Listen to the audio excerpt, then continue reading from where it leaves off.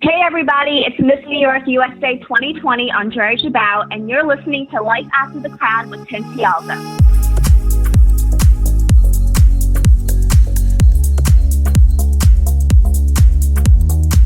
Hey everybody, my name is Tim Tialdo, and welcome to Season 2 of the Life After the Crown podcast. Now, if you haven't had a chance to listen to any of the previous episodes, I do encourage you to go back and listen because there are many valuable interviews that you will definitely gain some wisdom from. Now, for those of you who are just tuning in for the first time, welcome and thanks for checking us out. Each episode of Life After the Crown, I interview former pageant contestants, title holders, and women of influence who share advice and stories on how to help you succeed in the world of pageants, but more importantly, how you can flourish in the professional world once your pageant journey comes to an end. As always, I appreciate you taking the time to download this podcast. I do value your time, and I'm glad you're here listening. So let's get started.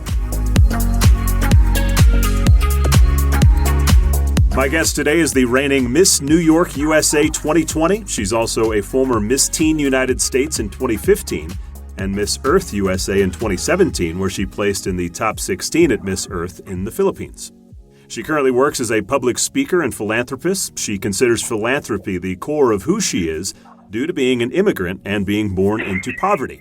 She immigrated to the United States at the age of 7 and faced many challenges living in an inner city and not speaking English.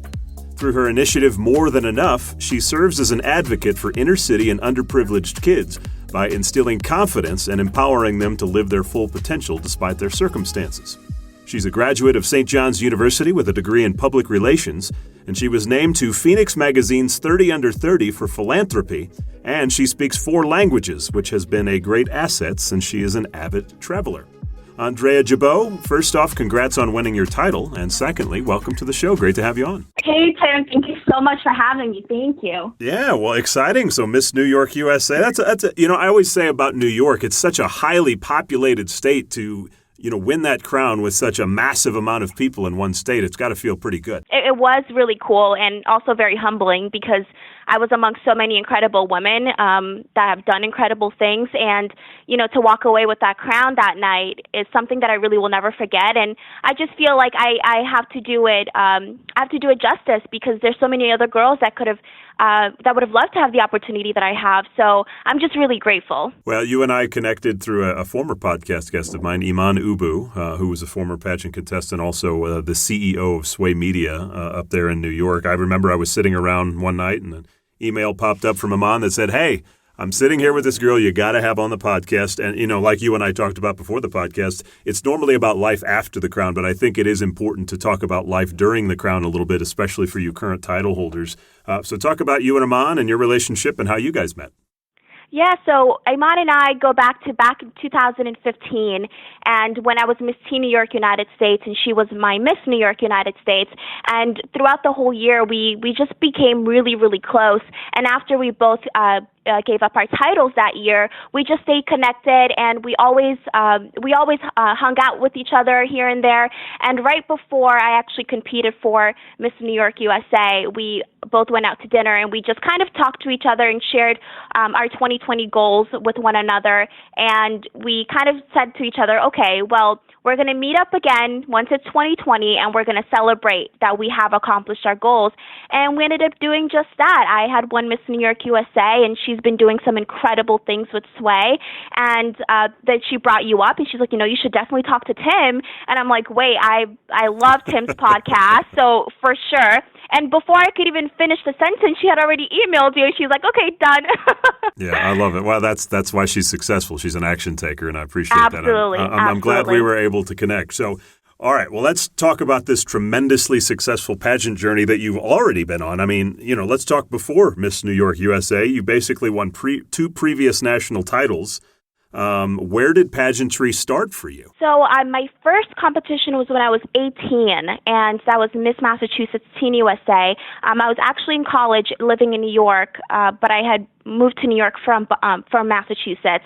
And while I was in high school, I was actually in theater, and my theater director was telling me for the longest time, like, Andreia, you should really do a pageant. You should really try it out. But growing up, I never really watched pageants, and if I did, I didn't really, pay any attention to it. I didn't really know much about it. And so it was like a whole world that was so foreign to me. And I ended up going back and watching some Miss USAs and some Miss Universe. And I thought to myself, well, yeah, no, there's no way that I can do that. That is not, like, those girls were gorgeous. They were tall. Oh my God. I was in such awe. And I never believed that I could be where those women were. And it took him about 2.5 years of trying to convince me to try a pageant. And then I finally said, you know what, whatever, let me just go for it. Let me just have fun with it and see what it's all about. And I ended up placing top 15 in my very first pageant. And I went in it being completely myself. I didn't have a coach. I didn't have anything. And right after, I ended up following the winner's reign. And I was just so in awe of everything that she was doing, and I was just so inspired. And I saw her really make an impact. And I thought to myself, well, I want to be able to do the same thing.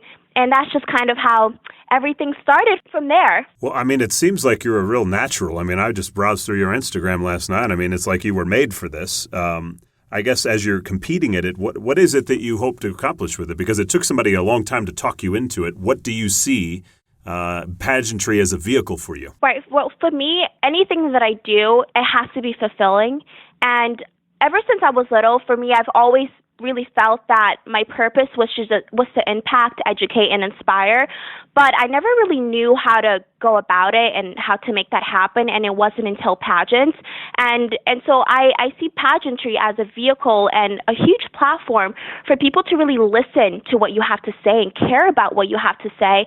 And to me, it's kind of like, okay, well, if people are willing to listen, then I might as well say something that I think is important and really try to make an impact. And I think that's why I've stuck with it for the past few years, and why I really suggest anyone to do a pageant. Well, now that you're really representing your third organization here in the USA system, let's talk about the other two. So you did Miss Teen United States and Miss Earth USA, won both of those. I guess between the three of them that you have competed in now, talk about the differences, because I think there's a lot of people out there that, of course there's USA in America, but there's all these other organizations that they're thinking about, well, maybe I could compete in that. Maybe tell them what the differences have been from your standpoint. Right. So for the Miss United States organization, I know they've changed directorship within the past few years, but when I was competing, it was just a great avenue for someone young like I was to talk about something that I thought was important, and, to just be an inspiration to other little girls out there that this is how I'm living my life, and this is what I think is important, this is what I believe in, and you can do it as well. And then once I went into the Miss Earth USA organization, of course, climate change is such a relevant issue in our world right now. And that was an avenue for me to use pageantry to talk about the environment and to advocate for that. So they were both incredible experiences, and I learned a lot about myself throughout both of those competitions that now I feel very prepared, and I'm really happy that I'm able to use that competing for Miss USA. What did you see about the Miss USA system that drew you to it after doing those two? Well, of course, the Miss Universe organization is so big. I mean, you are reaching so many people, not only in the U.S., but throughout the whole world. And I just saw that as an opportunity, especially now that I'm a woman and now that I'm in my career, and I feel like I have so much more to offer and I have so much more to say. And I thought that that aligned very well with the Miss Universe organization's purpose. Well, I did a poll the other week just talking about, I actually was asking a lot of questions about a lot of the hot topics that are going on in pageantry right now. One of the polls was, in your opinion, which category should hold more weight in judging pageantry, glamour or story? It was really close. It was 53% said glamour, story was 47%. Wow. What are your thoughts? I would have to say story, because I think now I'm one of those people that's all about changing the narrative of what people think about pageants, and I think now you're really seeing how incredible women who compete in pageants are, because we are talking more about the woman and who she is, and the challenges she's faced, and what she's accomplished, and I love that. For me, I think now it consists of course, glamour. but also story and who you are holds a lot of weight. And I'm really all for that. Well, as you kind of mentioned, changing the narrative. That's a huge topic behind the scenes of pageantry right now and which way it should go and whatnot. What do you think the narrative has been in the past that pageantry presents, and where do you see it going, or where would you like to see it go? Well, I think in the past it's been more so the outer beauty and just being just a public figure. And I think now it's more of the women who hold titles. They're empowering other women, and we're seeing how intelligent they are. I mean, Chesley's a great example. She is an attorney, and so when you look at Miss USA and you're like, wow, she's intelligent, she's accomplished, she has a great personality. I want to emulate that. That's who I want to be. I think it's a great direction we're going in. Now, do you like the glamour aspect in the outer beauty? Because, I mean, I'm looking at your Instagram. You're glamorous. I mean, you're a glamorous woman. Oh, absolutely. Of course. I mean, I think it should be a balance of both, 100%. I think you can't really have a pageant without the glamorous aspect, because, of course, that's what people also tune in for, and it's fun, and it's great getting to dress up and feeling confident about yourself. It's kind of one of those things. If you look good, you feel good. So people tune in for pageants, of course, to see what the girls are wearing and all that. Well, speaking about story, as I had kind of mentioned in the intro, philanthropy is at the core of who you are. You came from Cape Verde at age 7. And it sounds like, from what I could tell, you didn't really speak a lick of English at the time, and I'm sure you faced a lot of challenges in transitioning to living here in America when that happened. Right. It was really, really hard. The very first school that I went to, I was the only non-English speaker. And I literally didn't talk to anyone. No one talked to me. Everyone just really always made fun of me. And I remember during recess, we would go outside, and I have such a clear, vivid memory. I would just always sit on the side of the school, just literally just by myself.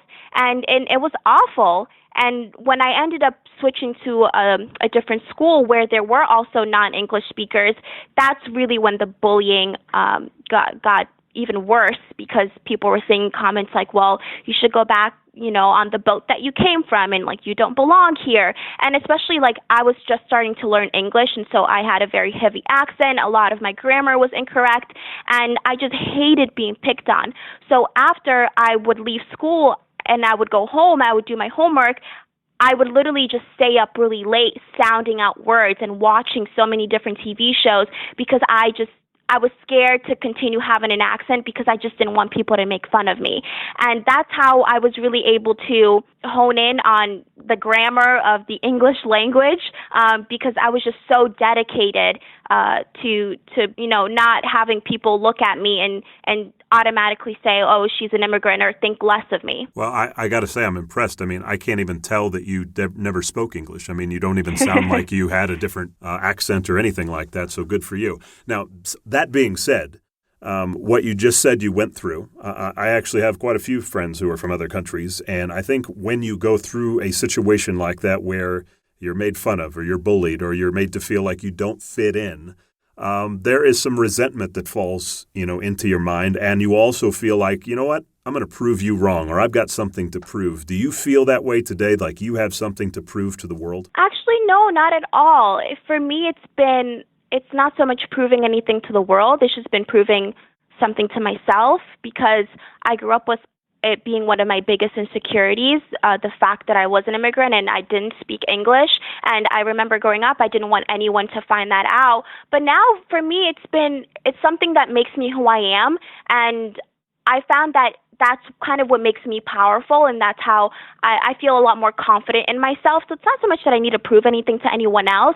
It's just really accepting me for being me and being happy with it. Now, you're a graduate of St. John's University. I believe your degree is in public relations. Yeah. So that being said, what is it that you would ideally like to do as a career? Yeah, so I once I graduated from St. John's, I thought that I wanted to go solely in PR and work for a firm. But then quickly that changed, and now I just want to continue going down the road of being a public speaker. And then down the line, I want to dabble into entrepreneurship. But of course, studying PR, I was able to learn how to brand myself, learn about this day and age of social media and how to navigate that. So I definitely took away some things from that. So if you go to Miss USA, you do well, let's say you win. Let's just put the hypothetical out there. What do you want to do with the title? So I have my platform and my advocacy, which is called More Than Enough. And that's really, really important to me because it's a reflection of my life. Of course, I was born into poverty and I grew up in an inner city. And so for me, I saw firsthand that inner city kids don't always have the opportunities and the resources to succeed in life. And so I want to be able to use my platform as Miss USA to talk about something that I think is important, to start a discussion that I think needs to be had, and it's that they need opportunities. And so with my More Than Enough platform, I actually am starting my speaking tour, which is basically I go into the schools and I tell them a little bit about my story and about my life, and then I'm kind of that person that's kind of like, okay, well, if you don't have a role model in your life right now, let me be that for you. Because that's really all they need. They just need someone to believe in them and to just say, you can do it, and so they can see an opportunity. Did you have that person growing up for you? Who was that? I didn't really. For me, I didn't have a role model growing up. I didn't have anyone that really mentored me. But I think for me, the only reason why I was able to, I guess, get out of an inner city and be able to succeed in life and do everything that I'm doing now was simply because I had a great mother. My mom worked a lot, but she also instilled in me the belief that I can do anything that I set my mind to. And she was always there to say, I believe in you, you can do it. No matter what I told her that I wanted to do, she never put me down for it. She just always empowered me. And so I give her all the credit, really. Well, I always love to hear somebody's backstory when I bring them on the podcast. We mentioned earlier you're from Cape Verde. Talk about growing up there, before the age of 7 and just what that was like and the transition to coming to America. So I grew up into poverty, and I don't really have much of a recollection of living in Cape Verde. It's kind of really all a blur, but what I can tell you is that I never personally thought that we lived in poverty. It wasn't until now that I'm grown up, I've looked back at pictures and I've talked to my mom and I'm like, wow. Because back then I just thought I had never traveled outside of Cape Verde, and so I never really saw how life elsewhere was like. And so for me, it was just a happy life. I remember whenever it would rain, which was not very often, probably like once a month, it would start raining, and I would get so excited, and I would just go outside and play in the mud because that's what the kids did. We didn't have any toys. We didn't have anything. So it was a very humbling experience, but I credit that a lot to who I am today because I literally came from nothing, and I've been able to make a lot of my life. So you've won the title in New York. You're obviously the state title holder now, which is a job in itself. Do you have another full-time job that you're doing right now? Yes, public speaker full-time. And I also model here and there, but I'm just wanting to do public speaking absolutely full-time. Now, I mentioned at the beginning you speak 4 languages. That's incredible. So I guess let's just start off with which ones do you speak? Yeah, so I speak English, of course, Portuguese, Spanish, and Cape Verdean Creole. Wow. Okay, so can I do an example here? Let's just take the word pageant. Can you say it in each of the other languages besides English? Actually, I think it just transcends to just pageant. I actually don't even know how to say that. That's actually really funny. Okay, because anytime I speak any of those languages, it's always just pageant because I think it's like you would translate it to maybe like a competition, but yeah. Okay, well that's interesting. So I tell you what I'd like to do. I mentioned those polls earlier that I was taking a couple of weeks ago, and I really thought they were interesting, and they brought up a lot of great conversations that I ended up having with people on Instagram. But since you are a current title holder in the Miss USA system, I think it would be interesting just to kind of to talk with you about these and see, kind of your thoughts on it, because I think everybody has their own thoughts, and I'm welcome to any types of thoughts on it. But let's just go through a couple of these. I had Ali Gonzalez on a couple of weeks ago. So she was runner-up to Chesley there from New Mexico. And we were talking about state hopping in the Miss USA system. Are you in favor of the ability to state hop, or is that something you prefer people not have the ability to do? I'm honestly such a rule follower, and if the Miss Universe organization has it in its rules that you can compete in 2 states as long as you have residency, if you're doing it legally, more power to you. I'm all for it. So would it bother you if somebody came in and, maybe they beat you in New York when you competed and you found out they were from another state and then just moved there just for the pageant? Would that bother you? No, not at all, because I think at the end of the day, just remove state out of it. We all have a dream, whether it's to win Miss USA or whether it's to just have a platform. I think we're all entitled to that dream. And so just because someone is coming from another state, as long as they do it legally, I personally wouldn't be upset by that. Okay, very good. All right, so here's the second one. Would you be in favor of state costumes returning to Miss USA? Now, by the way, state costumes were they were used way before you were born, by the way, so you probably don't remember them. But would you be in favor of, how they have the Miss Universe costume competition or prelim, so to speak? Would you be in favor of that for Miss USA? I would love that. I think that would be so cool. I think that would just pay homage to the different states in our country. And I travel, so I always love to know more about each state. And so, if someone could dress up as their state symbol or anything like that, I think that'd be so cool. Next one. So you had mentioned earlier that, the reach of Miss Universe and Miss USA and just being on a bigger platform is kind of a big deal to you. So my question is, if Miss USA were not on television anymore, would you still want to compete in it? I would, because I feel like now Miss USA and Miss Universe and Miss Teen USA, they've had such a legacy, and I don't think people necessarily need to watch the competition to know what the pageant is all about or know about the pageant. So I would totally still compete, but of course the fact that it is on TV is pretty cool. Do you think that's a part of the relevance of pageantry is the fact that millions of people can tune in and see it, or do you think that comes from something else? I think yes, because it's like with anything else. Like, for example, the Super Bowl, millions of people look forward to it every single year, and they're wanting to watch. And I think pageants is very similar to that. Last one. Do you like the idea every year that all the judging panels are all female? I feel very indifferent about it, because I think no matter who's on the judging panel, as long as they're people who are wanting to empower the women who are competing for the title, I think that's really all that matters. I don't think it really necessarily matters if they're women or men.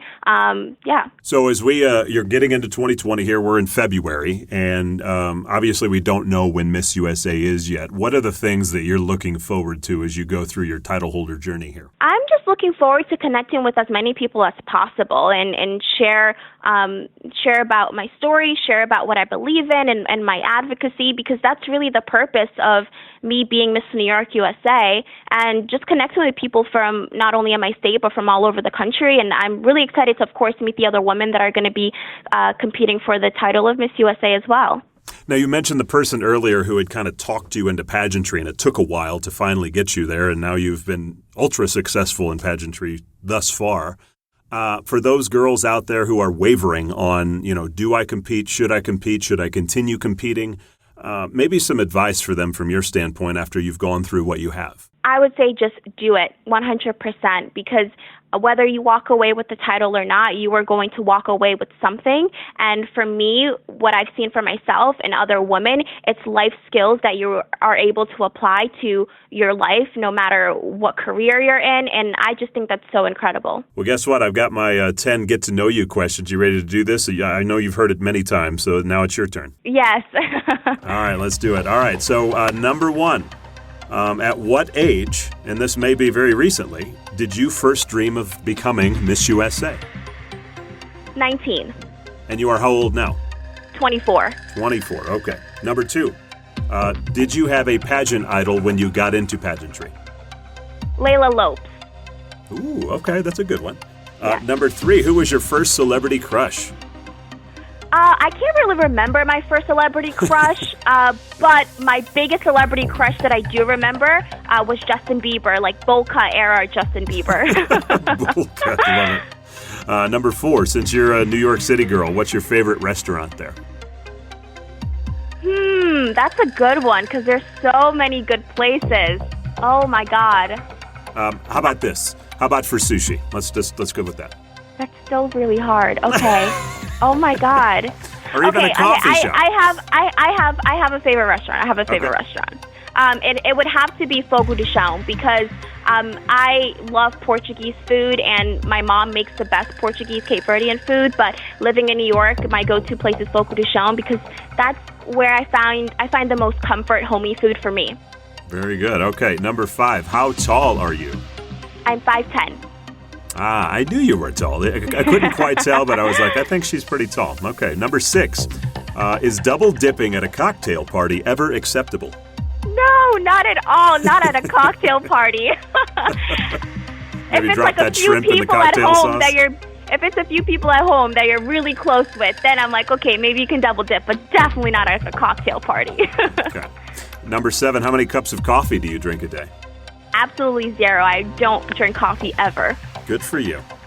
Number 8, name a word that starts with the letter Q. Q? Quaint. Very good. Okay, good. Sometimes it takes people a while. Number 9, what's the most number of hours you've watched TV in a single day? Probably 12. Wow, that's killing it. You had to have a headache after that. And that has not happened in a very long time. It won't happen again in a very long time. Very good. Okay, last one, number 10. What's the most interesting thing about you that we wouldn't learn from reading your bio alone? I actually flew a plane a few months ago, and it was one of the most exhilarating experiences I've ever had, and now I'm really thinking about getting, certified or something. What, like a little Cessna plane? Yes. Very cool. Well, congratulations on that. Well, you're off the hook. Thank you. Way to go. That was perfectly answered in a perfect amount of time. Thank you so much, Tim. Well, hey, I'm excited for your journey here. Good luck at Miss USA this year. Of course, as we mentioned, we don't know when it is, but I'm sure I'll be seeing you out there when it happens. And, of course, Iman and I will certainly be cheering you on. But I just want to wish you the best of luck, and thanks for coming on. Oh, thank you so much for having me, and I really look forward to meeting you, for sure. Thanks for listening to today's episode, everybody, and to Andreia Gibau for her time. Now, if you want to follow Andreia's journey to Miss USA, you can follow her on Instagram at Andreia Gibau. That's ANDREIAGIBAU. Or you can follow her titleholder account at Miss NY USA. I hope you enjoyed the podcast. If you wouldn't mind, please subscribe. You can do so on Spotify, iTunes, the podcast app, Google Play, and YouTube, or you can just go to lifeafterthecrown.com. And for weekly podcast updates, just follow me on Instagram at Tim T. Aldo. Until next time, remember the words of Proverbs 1:29. Since they hated knowledge and did not choose to fear the Lord, since they would not accept my advice and spurned my rebuke, they will eat the fruit of their ways and be filled with the fruit of their schemes. Talk to you next week, everybody.